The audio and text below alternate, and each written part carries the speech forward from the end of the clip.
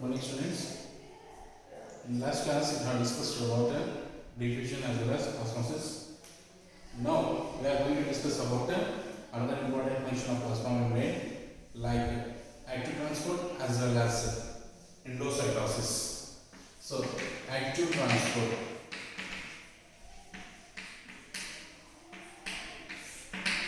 What is active transport? So, active transport is nothing but the movement of substances or transportation of substances across the plasma membrane. So, earlier the osmosis as well as diffusion, there the movement is going to occur through the plasma membrane, but the difference in between the active transport as well as the osmosis and diffusion is, under active transport the requirement of energy is used for the transportation of the substances, whereas in case of diffusion as well as osmosis we have seen, there is no requirement of energy. So there the movement of the substances is occurring through the plasma membrane based on their concentration variation. So that is making them to exchange of the materials. But in case of active transport, so active transport is the process in which the movement of the substances across the plasma membrane by using energy, and that type of transportation is called as active transport.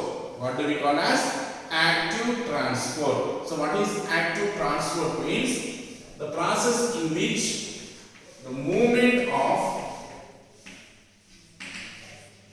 substances across the plasma membrane by using energy is called active transport.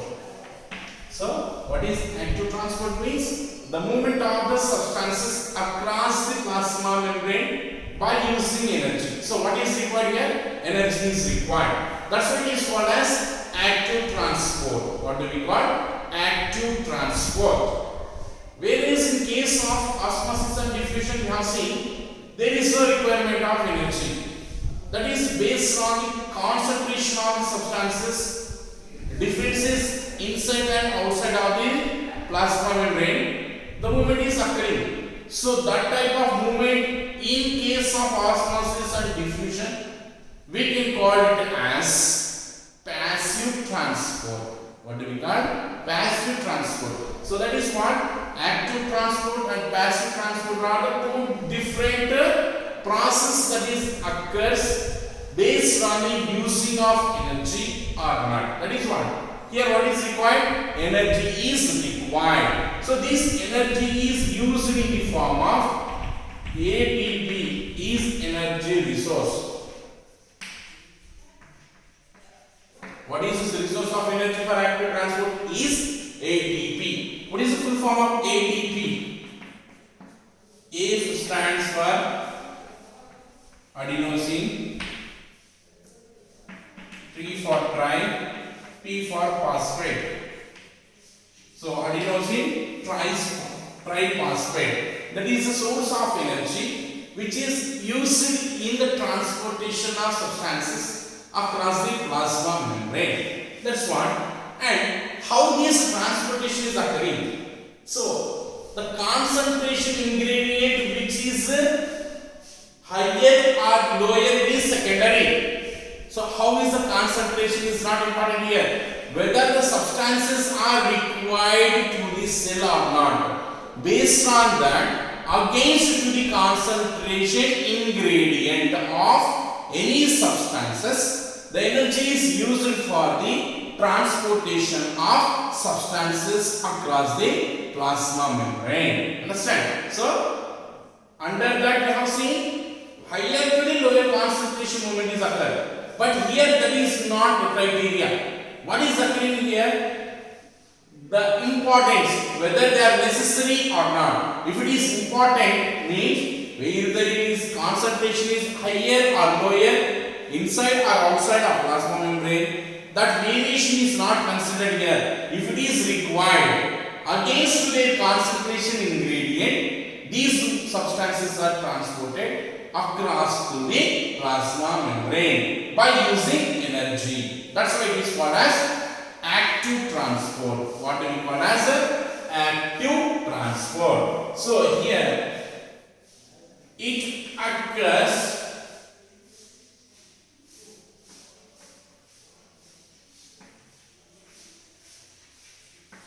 against to the concentration ingredient.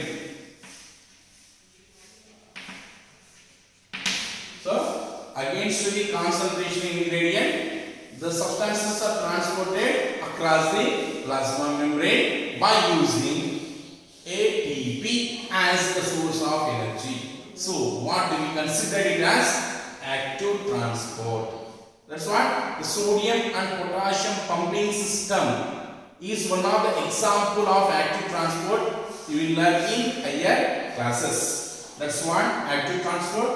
And another important concept under the movement of substances across the plasma membrane is endocytosis.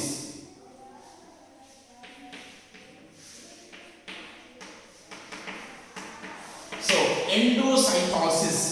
Endocytosis is also called as ingestion of the substances. So endocytosis is also called as ingestion, means taking inside of the cell across the plasma membrane. What is taking inside? Cell is taking inside from outside of the cell. Endo means from outside to the inside. Cytosis means taking in by the cell. Ingestion. Simply we can call as ingestion. That is ingestion of the substances across the plasma membrane into the cell. What do we call? Endocytosis. What do we call as endocytosis? So endocytosis is nothing but ingestion, means intaken of the substances. Ingestion of the substances across the plasma membrane. And what do we call as endocytosis? What do we call endocytosis? What is endocytosis? Is nothing but ingestion. Ingestion means taking inside. What is taking inside? Cell is taking inside. What it is taking inside? Substances or materials which is required. Then what do we call as endocytosis? This endocytosis can be considered as like phagocytosis as well as pinocytosis based on the type of the substance, whether it is solid substance or liquid substance, in what form the cell is taking inside of the substances. Based on that, this endocytosis can be termed as phagocytosis as well as pinocytosis. Understand? So based on the substances, types of the substances, this endocytosis can be termed as phagocytosis as well as pinocytosis. So based on types of substances, this can be termed as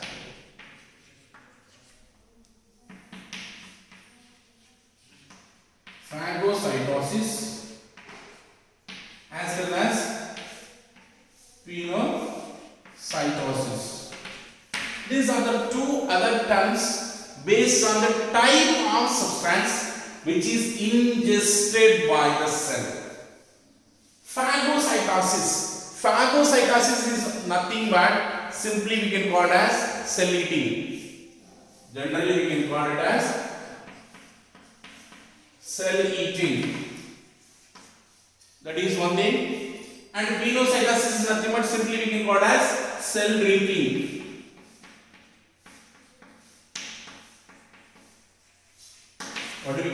cell drinking. So under phagocytosis, the cell will engulf, means intakes the substances, and this method also used to engulf food particles by the lower organisms. So under phagocytosis, the process in which engulf of the food particles by the cell or any other foreign particles by the cell, that is unwanted particles. That is what? Phagocytosis is nothing but engulf, means eating. What cell is eating? Either food particles it is eating or maybe another unwanted substances entered into the body. They are also engulfed or eaten. So the process what we call as phagocytosis. So under phagocytosis, some of the lower organisms like protozoa, example amoeba, as well as metazoa like spores, they use phagocytosis to take in food particles. Understand? So the phagocytosis is nothing but engulfing food particles. That's what simply we call as cell eating. Engulfing food particles, what we call as phagocytosis. This phagocytosis is used in lower animals like protozoans. Example amoeba, as well as metazoans like spores, used to obtain or to engulf food particles. That is the importance of the phagocytosis used by the lower pieces of organisms. Whereas this phagocytosis is also used by the white blood cells of our body, that is leukocytes, that engulf the foreign particles or microorganisms which are harmful to our body. They enter into our body, that are identified, recognized by the WBC cells and engulf inside of the cell and allows them to kill, not to cause any harm to our body. That's what the phagocytosis process is, one of the very important process which is carried out by the WBC cells, are also called as leukocytes. These leukocytes, they use phagocytosis. They use phagocytosis to kill the foreign particles or pathogens that are enter into our body. So, WBC cells or leukocytes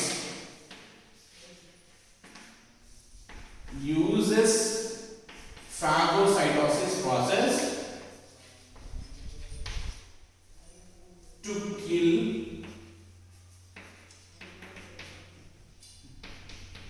pathogens which are entered into our body. That's what phagocytosis is very important process that helps in case of some simple organisms to obtain their food, and also very essential in higher organisms to kill the pathogens or disease causing agents. That is what we call as phagocytosis. That is what another important concept. And next, another process is, we have seen that Pinocytosis.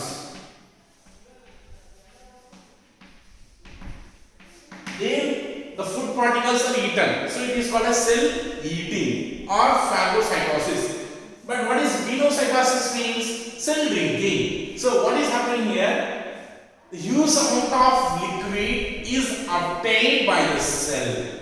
Along with that, dissolved substances like glucose or any other essential minerals that is taken into the cell through the plasma membrane along with the water. So what do we call as Pinocytosis? What So it is called as pinocytosis. So what is pinocytosis? Is nothing but cell drinking. In general, it is called as.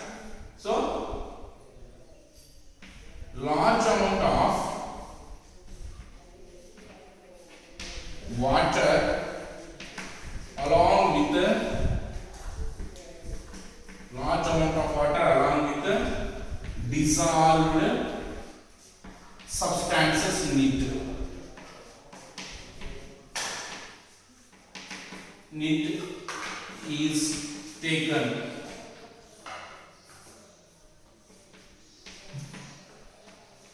by the cell is called as pinocytosis. What do we call as pinocytosis? In this way, you can see that the active transport is one of the method depends upon energy, allows transportation of the substances across the plasma membrane. Whereas endocytosis is nothing but ingestion of the substances, means intaking by the cell. So what is happening here? During the process of ingestion, based on the type of what type of substances are ingested, that is solid substance or liquid substance, based on that the endocytosis is termed as phagocytosis and pinocytosis. Phagocytosis is nothing but cell eating, means cell ingest the food particles. Understand? That's what we call as phagocytosis. This method is used in lower simple organisms like protozoans and metazoans to obtain their food particles. And this phagocytosis is very important, that helps us to protect from microorganisms not to cause disease. That's what the WBC cells are protecting us from diseases by process called phagocytosis. And another term is pinocytosis, also called as porocytosis. So pinocytosis is the process of drinking water by the cell. So it is called as cell drinking. In this method, large amount of water along with the dissolved substances. What substances are dissolved in the water? Like sugars or simple minerals which are dissolved in the water, they are taken into the cell. And that process what we call as pinocytosis. In this way, we can see that the transportation of substances through the plasma membrane. That is what the plasma membrane function.